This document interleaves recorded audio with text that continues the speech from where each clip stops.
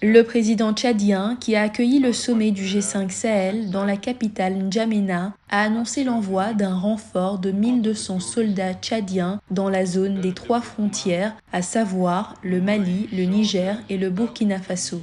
Au-delà de l'aspect militaire, le président tchadien a insisté sur l'importance de la lutte contre la pauvreté et la nécessité de donner une perspective aux populations du Sahel. Nous lançons un appel pressant à tous nos partenaires afin de nous apporter les ressources additionnelles qu'ils ont promises pour nous permettre de réaliser nos programmes.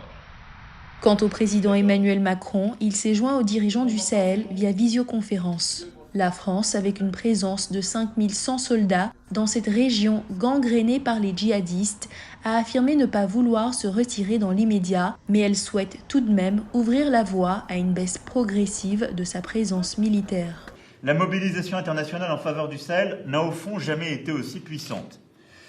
Et je veux remercier à ce titre les partenaires européens qui se sont engagés dans la montée en puissance de l'opération Takuba et qui acceptent ainsi de mutualiser le risque du sacrifice ultime que prennent nos soldats. Pour réduire son empreinte, Paris compte sur la sahélisation, un passage du témoin aux armées nationales des pays du Sahel, et également sur une internationalisation de l'effort pour former les forces régionales et les accompagner au combat, en particulier avec l'appui du groupement de forces spéciales européennes, Takuba, qui rassemble des centaines de soldats français, estoniens, tchèques et suédois.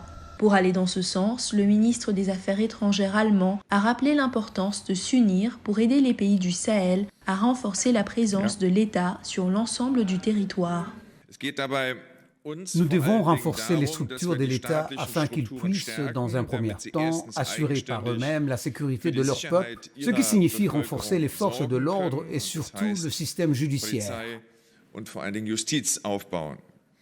Pour la France, désormais, l'objectif est de sortir d'une logique d'opération extérieure pour se concentrer sur la stricte lutte contre le terrorisme. Mais les chefs d'État du G5 Sahel rappellent l'importance du développement de la région, seul moyen pouvant garantir une stabilité pérenne et une lutte efficace contre le terrorisme. Au-delà du bassin du lac Tchad et sur l'ensemble de la région sahélo-saharienne.